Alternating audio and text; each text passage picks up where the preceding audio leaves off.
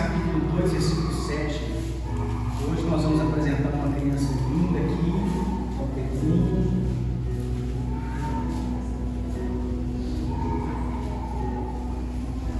Gênesis 2, 7.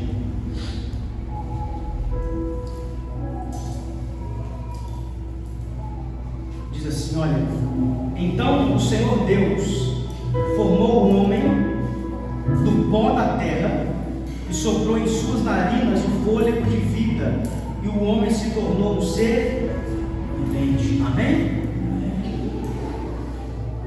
Irmãos, o título da mensagem hoje é o preço da desconexão. Quem acompanhou o Titã que afundou, que se perdeu no Oceano Atlântico? Quem viu esses dias? Todo mundo viu? O submarino, né, levando aqueles empresários para os destroços do Titanic, e foi um ocorrido muito triste que aconteceu. Então nós vamos ministrar em cima desse acontecimento, né, o preço da desconexão. E tipo assim, há várias teorias. A primeira teoria é que realmente ele sumiu, todo mundo morreu. A segunda teoria é que o pessoal está querendo lançar um filme para marcar o mundo e usou essa manobra para poder causar um impacto nas pessoas. Uma outra teoria é que os empresários fugiram, usaram isso como se fosse uma manobra para poder ir para algum lugar e sumir por um tempo. Então, tipo assim, são várias teorias, né, que vêm se levantando sobre o Titã. Mas eu vou usar a primeira teoria, em que o Titã ele era conectado à base, e por ir muito profundo e nas profundezas do oceano ele perdeu a conexão e sumiu e implodiu e matou todo mundo. Nós vamos nessa pegada, amém? Então, tipo assim, hoje é o preço da desconexão. Então, queridos, imagina você paga 1,2 milhões de reais, só de curiosidade, 1,2 milhões de reais mudaria a vida de alguém aqui? Mudaria? 1,2 milhões de reais. Pagaram isso para entrar num mini submarino onde cabe 5 pessoas para fazer um passeio turístico de 4.000 metros de profundidade no mar, guiados por uma manete de videogame, e ainda antes de descer assinaram um acordo concordando que tudo podia dar errado. Vocês ficaram sabendo disso? Guiados por uma manete. Eu só quero levantar para os irmãos que não é uma crítica, a seriedade do negócio. Guiado por uma manete, um termo que tudo podia dar errado, eles podiam não voltar mais para a superfície, e mesmo assim eles pagaram 1,2 milhões de reais. Imagina você pagar 1,2 milhões de reais em algo que pode dar tudo errado. Meu irmão, eu não pago nem 50 reais se for duvidoso, irmão. Também eu não tenho 1,2 milhões de reais, né? Então você paga, eles pagam pelo quê? Eles pagam pelo prazer, pela viagem, só que muito arriscado. Então você imagina, Juliana, você pegar 1 milhão de reais na sua empresa, investir no negócio, senão não tem que mandar tudo errado. Hein? Você imagina? Você investir 1 milhão de reais na sua empresa, fazer um investimento de 1 milhão de reais e assinar um termo, pode dar tudo errado. Não tem problema não, 1 milhão de reais só. Pode dar tudo errado. Esse foi o investimento que eles fizeram. Então todos aqueles passageiros, irmãos, eles eram empresários que faziam diversos investimentos nas empresas deles. Eram empresários riquíssimos, mas o maior investimento que eles fizeram foi nesse submarino Titã. E isso não tem a ver com dinheiro, é porque eles pagaram com a própria vida. Eles pagaram a viagem deles, viram o destroço do Titanic. Eles desfrutaram da visão do Titanic. Eles foram a 4.000 quilômetros de distância, metros de distância da superfície do mar. Eles entraram naquele tão querido submarino feito de titânio, com peças da NASA. Eles foram lá, mas eles pagaram com a própria vida. E eu não quero criar aqui, irmãos, uma imagem de crítica do ocorrido. Até porque realmente deve ser muito chique você entrar no submarino, descer 4.000 metros de profundidade, olhar para o Titanic na sua frente, tudo destruído. Deve ser surreal. Para quem gosta de história, deve ser surreal. Você ter contato com essa imagem. Então não é querendo querendo fazer uma crítica, mas me fez pensar em algo. Quantas vezes nós não nos desconectamos de Deus para viver as aventuras que o mundo nos oferece? Vou repetir, irmãos. Quantas vezes nós não nos desconectamos do Senhor pelo prazer de desfrutar de alguma coisa que nos afasta dele? Quantas vezes nós somos levados a desfrutar, a nos afastar do Senhor pelo simples prazer de desfrutar de alguma coisa? E aí a gente é tão burro que a gente paga com a nossa própria vida. A gente gasta a nossa vida às vezes naquilo que o Senhor não nos enviou, naquilo que não é do agrado do Senhor. Nós gastamos o nosso tempo naquilo que não edifica, nós gastamos a nossa vida naquilo que não edifica, nós gastamos a nossa família por causa dos nossos prazeres, nós gastamos o nosso ministério por causa dos nossos desejos. A todo momento, quero que você entenda, a todo momento nós somos passageiros do Titã, que por causa de um prazer, por causa de um desejo, por causa da vaidade, nós nos afastamos do Senhor, nós nos afastamos dele. Só que chega um momento que a conexão se perde. Quanto mais você se aprofunda naquilo que não é do Senhor, mais a conexão vai se enfraquecendo. Então nós vamos ministrar hoje, irmãos. Eu não sei qual foi a sua expectativa de vir aqui hoje, mas geralmente a gente tem uma palavra avivada, a gente tem algo profético, mas hoje eu quero levar os irmãos para viajar na Bíblia, para a gente poder entender 3 etapas: a conexão, a desconexão e o preço da desconexão de Deus. Para a gente entender, a primeira coisa, Gênesis 2:7. Então o Senhor Deus formou o homem do pó da terra e soprou em suas narinas o fôlego de vida, e o homem se tornou um ser. Primeiro tópico: no princípio Deus conectou o homem diretamente com ele. Não tinha meios. Em Jesus Deus conecta o homem, Deus conecta na graça, Deus conecta o homem através de Jesus. Deus reconecta o homem a Deus através de Jesus. Jesus é a ponte. João capítulo 1 fala sobre isso. No princípio era o verbo, que no grego era logos, que significa ponte, ou seja, Jesus é a ponte que liga ao Pai. Mas no início da criação, Flávio, o Senhor ligou o homem diretamente nele através do sopro de vida. É por isso que a Bíblia diz: olha, então Deus formou o homem do pó da terra e soprou em suas narinas o fôlego de vida. Então, primeiro tópico: no princípio Deus conectou o homem diretamente com ele através do sopro. O sopro no hebraico é ruach, espírito. Ou seja, Deus colocou o sopro de vida no homem. Então o homem foi conectado diretamente com Deus lá na criação. Ou seja, o homem, ele é sustentado diretamente pelo fôlego de Deus. Aí você pergunta: pastor, mas por que existe muitos ímpios ainda vivos então? Eu te respondo: porque a misericórdia de Deus é tão grande, a misericórdia de Deus é tão grande, que Ele permite o homem desfrutar do seu próprio fôlego durante algum tempo. E também isso é uma oportunidade, Senhor, do homem se arrepender.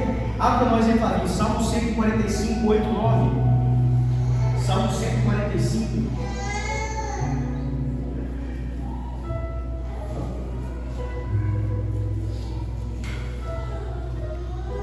Olha o que diz Salmo 145, versículo 8, versículo 9.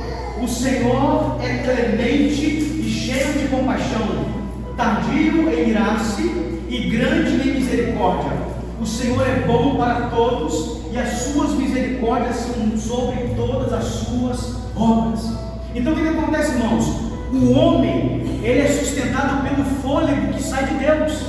Só para os irmãos entenderem um pouquinho, a palavra espírito, a palavra fôlego em hebraico significa ruach. Irmão, nunca mais você vai entender desse.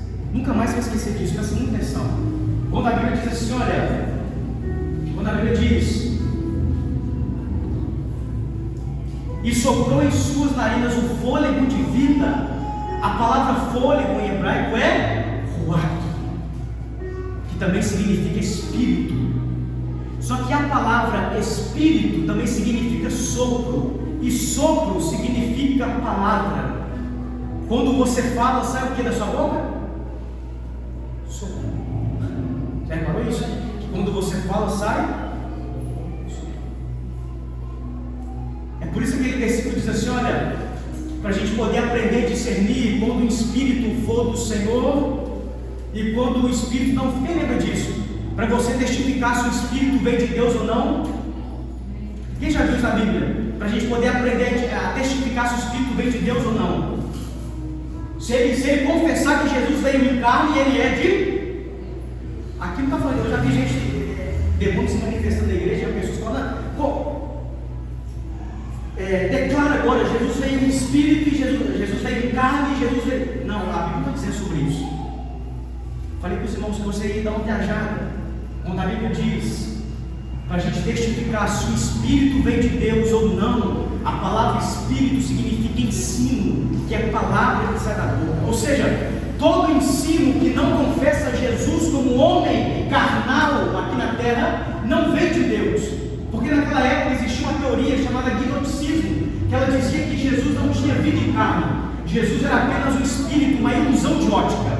Então assim, quando a Bíblia diz que Jesus, que o Senhor soprou nas narinas do homem o fôlego de vida, a Bíblia está dizendo que o homem é sustentado pelo fôlego de Deus. Então, meu irmão, pode ser descrente, pode ser crente, pode ser ateu, pode ser ímpio, pode ser separado. Todos nós somos sustentados pelo sopro de Deus.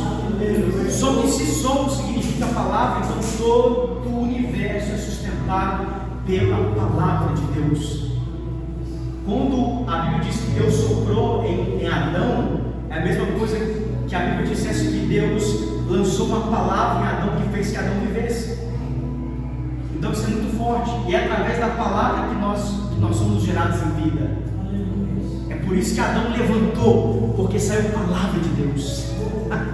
É por isso que Adão se tornou um ser vivo, é porque saiu a palavra de Deus. Então, irmão, é a palavra que vai sustentar a sua casa, é a palavra que sai de Deus que sustenta o seu lar, é a palavra que sustenta o seu ministério. Não é o ministério que sustenta a sua casa, é a sua casa que sustenta o ministério. Não é o dom que sustenta você, é você com o Senhor que sustenta o dom. Então a palavra de Deus torna o homem vivo. Então a primeira coisa, o homem foi conectado a Deus pelo sopro. Amém? Segunda coisa, nós fomos conectados a Deus pela palavra do livre arbítrio. Abra comigo Gênesis 2, 16 e 17. Gênesis 2, 16. Nós somos conectados através da palavra do livre arbítrio. Gênesis 2, 16 e 17. Vamos lá, ó.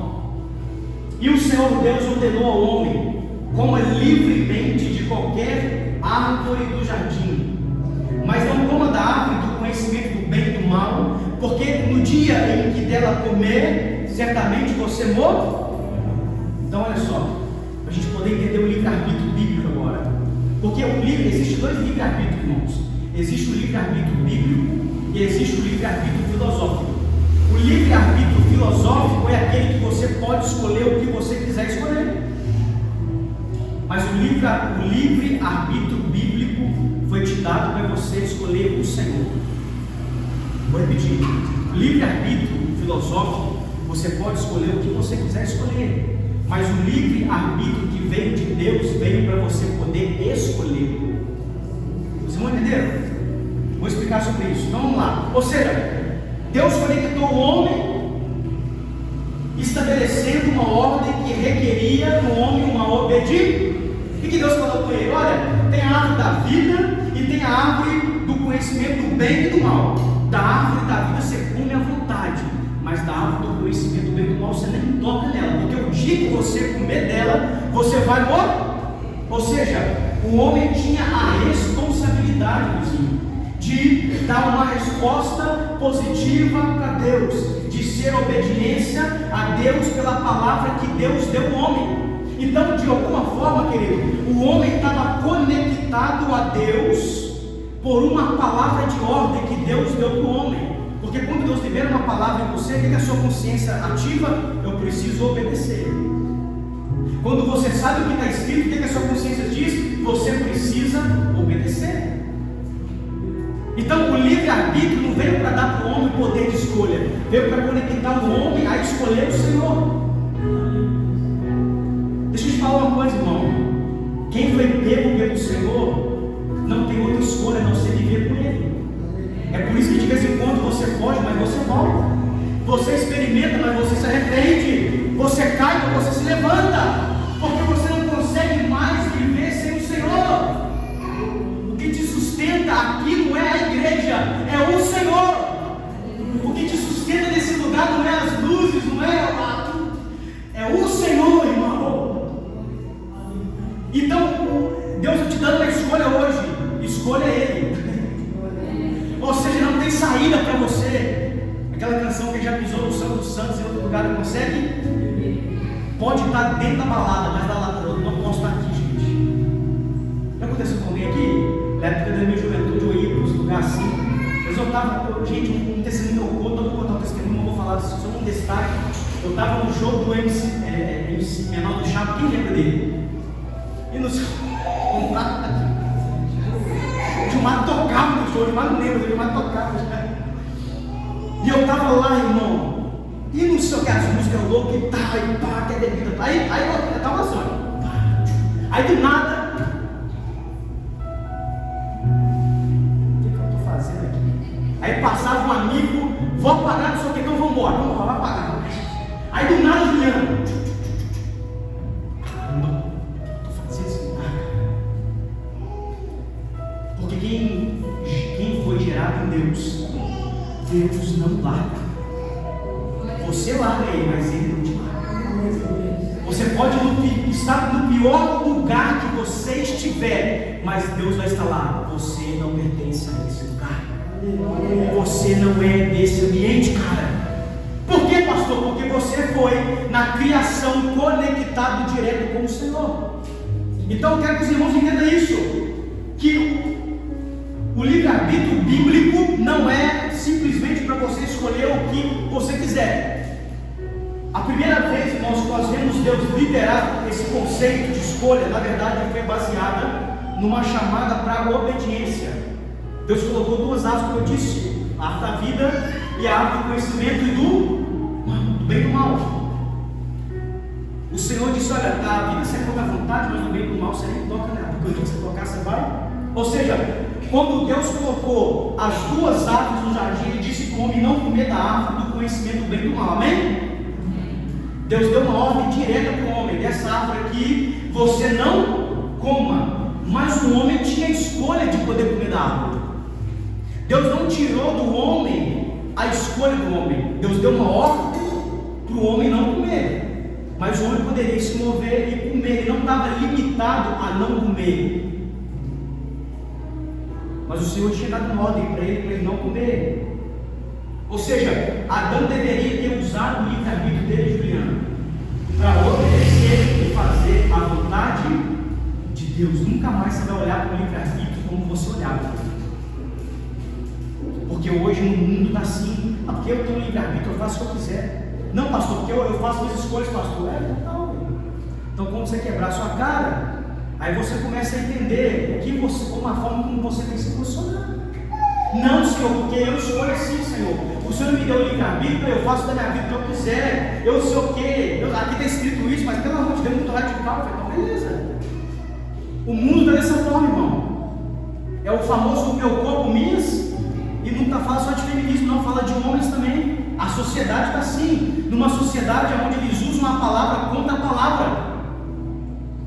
Uma sociedade ímpia que quer falar contra a igreja. E uma igreja calada por meio da sociedade está falando. Ou seja, então o livre-arbítrio, nós precisamos que você entenda isso nessa noite, irmão. O livre-arbítrio precisa ser usado para fazer a vontade de Deus, para obedecer o Senhor. E é por isso que ele existe, irmão. Então, segunda coisa, queridos, nós somos conectados em Deus pelo livre-arbítrio. O livre-arbítrio que Deus te deu foi te dado para você poder escolher o Senhor. Por quê, pastor? Porque, irmãos, presta atenção, olha que horrível isso. Eu olho para Laís, eu falo: Laís, você é obrigada a me amar. Imagina isso. Laís, você é obrigada a ficar aqui comigo, Laís. Aí eu faço a Laís de marionete. Deus não quer isso, né? Deus não quer que você seja uma marionete. Deus quer que você chegue até Ele com muito prazer, com muito amor.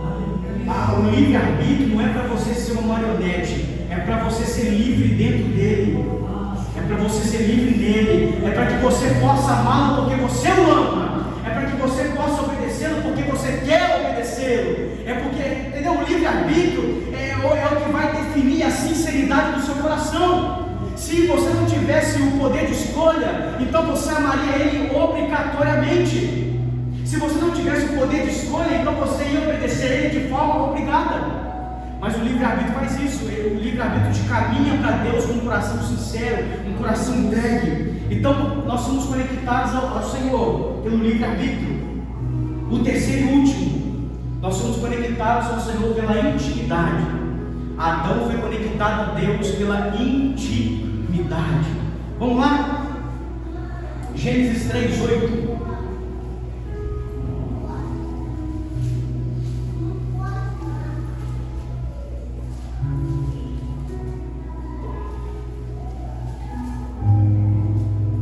Gênesis 3:8.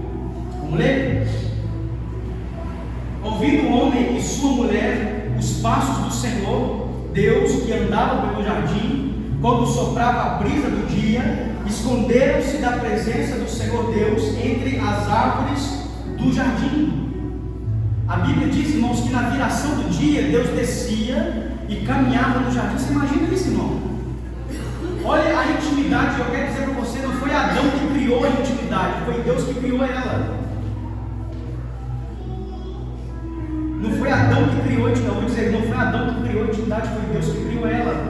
A Bíblia diz assim que o Senhor, Ele diz assim: olha, se vocês me procurarem, eu vou deixar-me ser achado por vocês. É o Senhor que estabelece uma intimidade com você. Você busca pela intimidade, mas quem libera ela é o Senhor. Então Deus cria uma intimidade com Adão, sabe? Deus descia no jardim, Deus aparecia no jardim, Deus descia, era na Mesopotâmia. Deus descia no jardim e Ele caminhava dentro do jardim, na viração do dia. Você podia entender que todos os dias, na viração do dia, Deus estaria lá, caminhando. Ou seja, o homem foi conectado a Deus pela intimidade. Então, irmãos, só para a gente poder terminar esse tópico, o homem foi conectado a Deus pelo sopro, pelo livre-arbítrio e pela intimidade com Deus. Eu vou te falar, o homem não fez nada, foi Deus quem fez tudo, só para que ele pudesse viver como homem. Vou dizer, é Deus que estabeleceu tudo, só para que ele pudesse viver como homem. A vontade de Deus é viver com você, meu irmão. A vontade de Deus é viver na sua casa. A vontade do Senhor é se manifestar na sua vida. A vontade do Senhor é se manifestar através de você. Eu quero que você entenda que nada vem de você, porque eu orei muito lá, meu irmão. Eu jejuei demais, meu irmão. Se não for Deus, nada acontece, meu irmão. Você pode passar o ano inteiro jejuando. É por isso que Deus disse a Saul: eu não me agrado em sacrifício, não, cara. Eu agrado um coração obediente ao Senhor. O que Deus quer de você não é uma vida penosa, é um coração temendo a Ele, é um coração que respeita, que zela por Ele, cara. Nós só vamos estar conectados no Senhor pelo sopro, pelo livre-arbítrio e pela intimidade, quando o meu coração voltar para o jardim. Não tem como você estar conectado com o Senhor se o seu coração está na Babilônia ainda.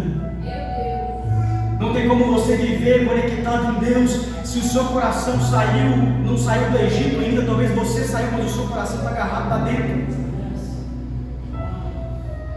Nós só vamos nos conectar em Deus quando a nossa vida Não, pastor, porque eu faço parte da congregação. Irmão, pelo amor de Deus, se a igreja está te atrapalhando, ser mais íntimo de Deus, fica em casa um ano conversando com o Senhor, então sozinho. O que importa para o Senhor não é um prédio, é o seu coração, é a sua obediência, é a sua submissão a Deus. É isso que vai fazer com que Deus flua através de você, cara. Então, no princípio, Deus conectou o homem diretamente nele. O segundo tópico, indo para o terceiro e último: o homem se desconecta diretamente de Deus por causa da desobediência. E Deus está querendo nos tratar em alguma coisa, porque no ano passado a gente falou sobre desobediência. Gênesis 3:6, abre para mim. O homem se desconecta diretamente de Deus por causa da desobediência. Gênesis 3:6. Vou ler para os irmãos para a gente entender esse texto. Olha só. Quando a mulher viu que a árvore parecia agradável era atraente aos, e além disso desejável para dela se obter discernimento, tomou o seu fruto, comeu e deu ao seu marido, que comeu também. Aí você pergunta, pastor, como que eu me desconecto de Deus? 1 João 2,15-16 para mim. 1 João 2,15. Nós vamos entrar em Gênesis 3,6 agora, mas vamos ler 1 João 2,15. Pastor, como que eu me desconecto de Deus?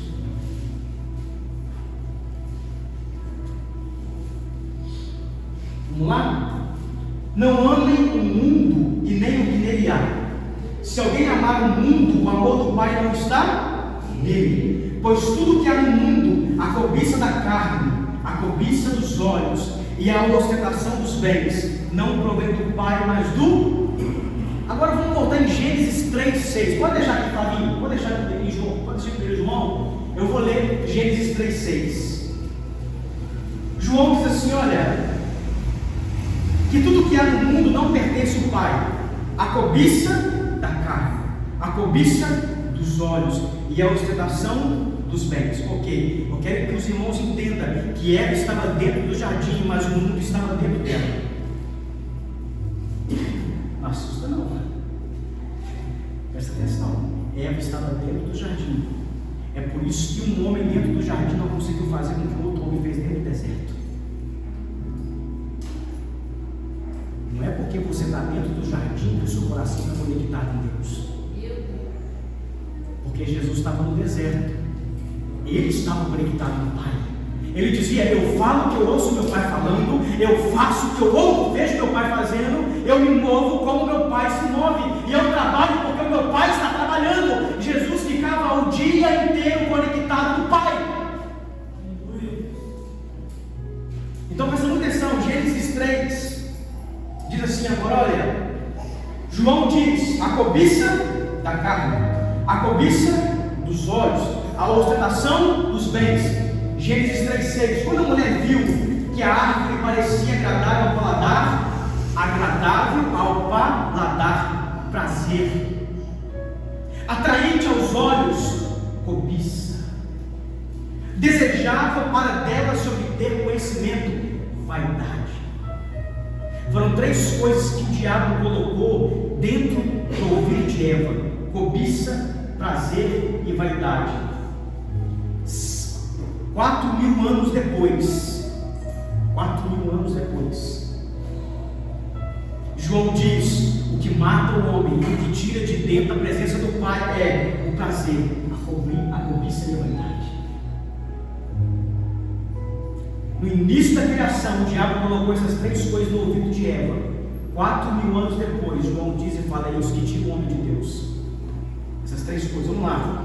1 João 2,15-16. Pois tudo que há no mundo, a cobiça da carne. Quando Eva olhou para a fruta e viu que era agradável, o desejo da carne, aquilo ali é agradável, aquilo ali vai me satisfazer, aquilo ali vai... Que coisa agradável é isso, que satisfação. Depois continua: a cobiça dos olhos. Quando Eva viu que era atraente aos olhos. Você olha para algo que você sente prazer e começa a ser puxado por aquilo que você está vendo. A cobiça dos olhos. Depois João começa a dizer: e a ostentação dos bens, quando Eva viu que poderia adquirir algo valioso, a vaidade. Pastor, quando que eu me afasto do Senhor? Quando você começa a se mover pelo desejo, pela cobiça e pela vaidade do mundo. Quando você começa a sentir prazer na prostituição do mundo, quando você começa a sentir prazer nas coisas mundanas, quando você começa a ser puxado por aquilo que você está olhando, e alguns irmãos já me entendem, e quando o seu coração é vaidoso, só quer saber de ostentar, de ter, de fazer, de gerar, aí você, irmão, está desconectado de Deus, porque João diz que o amor do Pai não está em você. O amor do Pai não está em mim. Então, querido, a desconexão com Deus, eu quero que os irmãos entendam, a desconexão com Deus é o próprio homem que faz a partir de uma escolha que ele tem: amar o mundo e desobedecer o Senhor. Irmãos, Gênesis 3:23, abre para nós para mim. Gênesis 3:23.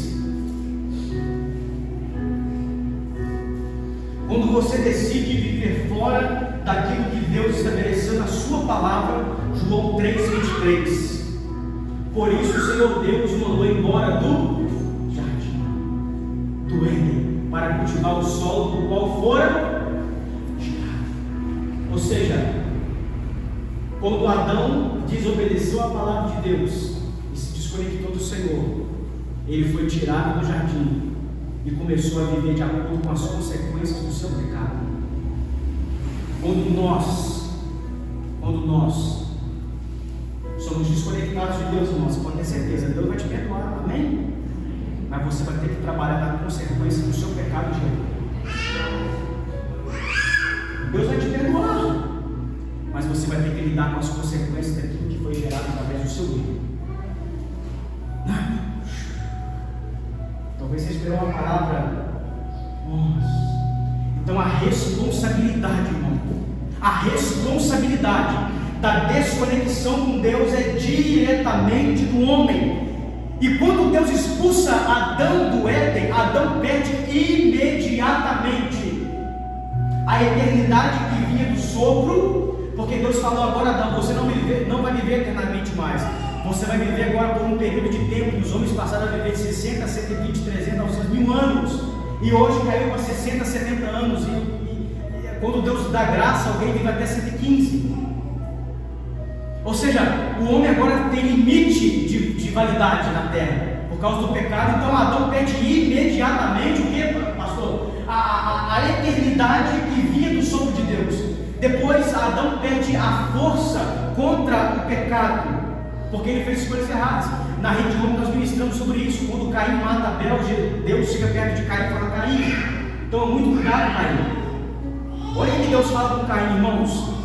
Olha o que Deus fala com Caim, eu gosto específico. Deus vira para Caim e fala assim: olha, cuidado, Caim, porque o pecado, ele bate a sua porta, tentando te tragar e dominar você, mas você deve dominar ele. É isso que Deus fala com Caim: o pecado na sua porta, batendo, tentando te pegar, mas você deve dominar ele. Então Adão perde a força contra o pecado. É por isso que vem a lei, Moisés, a graça de Jesus.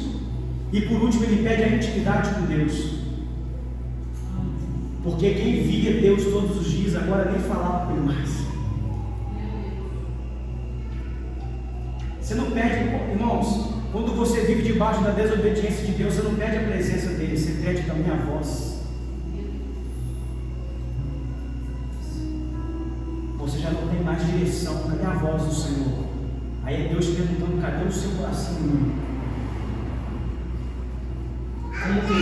Como que eu dou direcionamento para quem não se submete a mim? É Deus falando.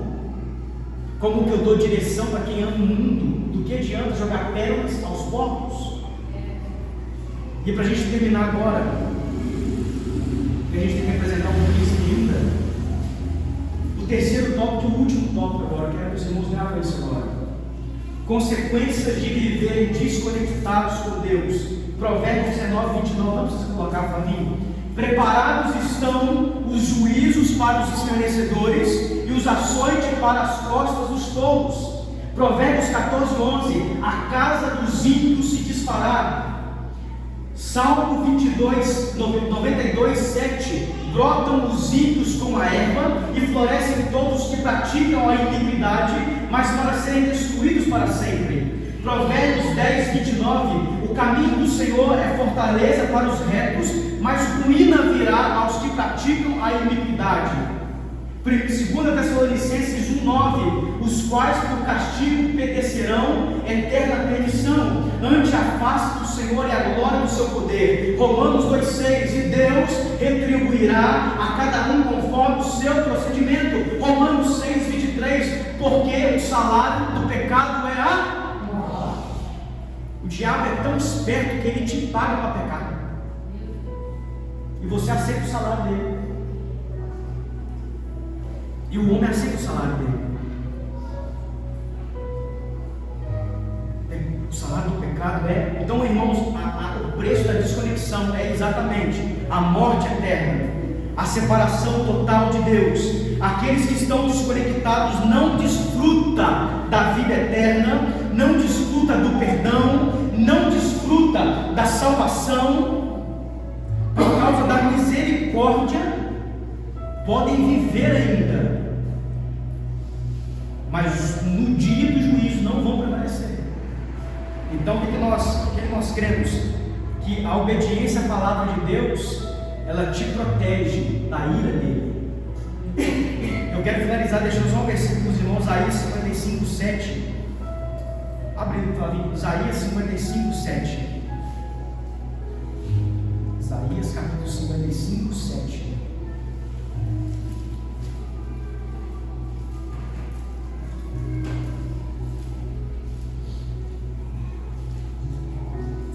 Qual é o preço da desconexão? Uma vida eterna sem Deus. Não é uma vida eterna no inferno, é uma vida eterna sem Deus. Não é uma vida eterna no inferno. O inferno é só consequência da vida eterna sem Deus. Quem é o inferno para poder falar dele? O preço da desconexão é uma vida eterna sem Deus. E o inferno é a consequência. Que o ímpio abandone o seu caminho e o homem mau os seus pensamentos.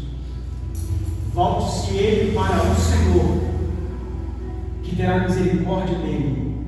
Volte-se para o nosso Deus, pois ele dá de bom grado o seu perdão. Amém, queridos? Então eu oro para que o Senhor venha gerar no nosso coração nessa noite um espírito arrependido, um espírito quebrantado. Apaga a luz para nós, meus irmãos, por favor. Um espírito que se arrepende, um espírito que diz: Abba, Pai, me perdoa. Um espírito que diz: Senhor, coloca um jardim em mim, Senhor. Um espírito que diga: Senhor, tira a Babilônia de dentro de mim, Senhor. Eu oro para que nessa noite, querido, feche seus olhos, deixa eu orar por você. Eu oro para que nessa noite o Senhor venha gerar em nós, o Senhor venha gerar em nós um espírito quebrantado. Que nessa noite, Espírito Santo, o Senhor venha gerar dentro de nós um espírito arrependido, um coração quebrantado, ao ponto de dizer: Senhor, eu estou desconectado de Ti, mas nessa noite eu quero voltar à conexão, Senhor. Eu quero ser conectado em Ti nessa noite. Eu quero voltar a viver a intimidade com o Senhor. Eu quero sair desse lugar que eu estou. Eu quero começar a fluir o Senhor. Chamaste que me achei, Ramanara, chega na Mamaraçuia. Lamangueira, chega na Castur, que me cantei, Bandara, chega. Ah, querido, o Senhor está trazendo meu espírito aqui. Pessoas que têm medo de se posicionar, com medo de perder coisas. Mas eu quero encorajar você a ir no seu lugar, falar em secreto com Ele: Senhor, me perdoa. Senhor, eu me arrependo. Paulo diz, querido, eu não sei quem é, mas Paulo diz que tudo que ele tinha se tornou esterco quando ele conheceu Jesus. O único que pode nos conectar ao Pai é Jesus, é o Senhor. Então, Espírito Santo, eu oro para que nessa noite o Senhor, nosso amigo, venha nos levar ao nível de posicionamento em Ti, que os nossos sacrifícios ministeriais e religiosos não seja maior do que um coração alinhado com o Senhor, que os nossos pés não sintam prazer em pisar em outros lugares a não ser os Teus atos, que os nossos ouvidos não sintam prazer em ouvir coisas que não edificam, que a nossa boca seja um canal de bênção, que as nossas mãos, que os membros do nosso corpo sejam inteiramente consagrados ao Senhor e tomados do Senhor. Senhor, nós poderíamos ter ministrado aqui hoje uma palavra avivada, uma palavra profética, uma palavra avivalista, uma palavra de vitórias, mas tem horas que o Senhor quer nos trazer para o arrependimento, tem horas que o Senhor quer nos trazer para o alinhamento com o Senhor, Pai, porque não adianta estar alinhado com a igreja, mas não estar alinhado com o Senhor. Não adianta a gente ter dons, a gente ter habilidades, mas não entender que às vezes o nosso coração está desconectado, não há intimidade mais, não há oração mais, não há leitura bíblica mais, não há bondade, não há amor, não há humildade mais em nós, Pai. Tire de nós toda a ambição fútil do mundo, em querer ser alguma coisa, em querer ser alguém. O que nós precisamos, Senhor, é do Senhor. O ouro que nós buscamos aqui embaixo na terra, um dia nós vamos pisar por cima dele no céu, como o Luciano diz, Pai. Que nessa noite o Senhor nos leve a um nível de arrependimento e amadurecimento em Ti, Senhor. Que nada mais importe a não ser o Senhor, a não ser a Tua presença, Espírito Santo. Senhor, como diz Benihim, governa, Senhor, sobre nós. Tudo pode estar ajeitado, tudo pode estar ordenado, mas que o Senhor seja o governo principal dessa noite, Senhor. Que o paira sobre os nossos corações, como o Senhor pairou no início, no princípio das coisas, como o Senhor pairava sobre as águas, paire sobre as casas, paire sobre as famílias que estão aqui, paire sobre os nossos filhos, paire sobre as nossas vidas, ó Pai. Aqueles que ficarem em casa, paire sobre eles, Espírito Santo, porque todo lugar que o Senhor sobrevoa, todo lugar que o Senhor paira, o Senhor gera vida, o Senhor gera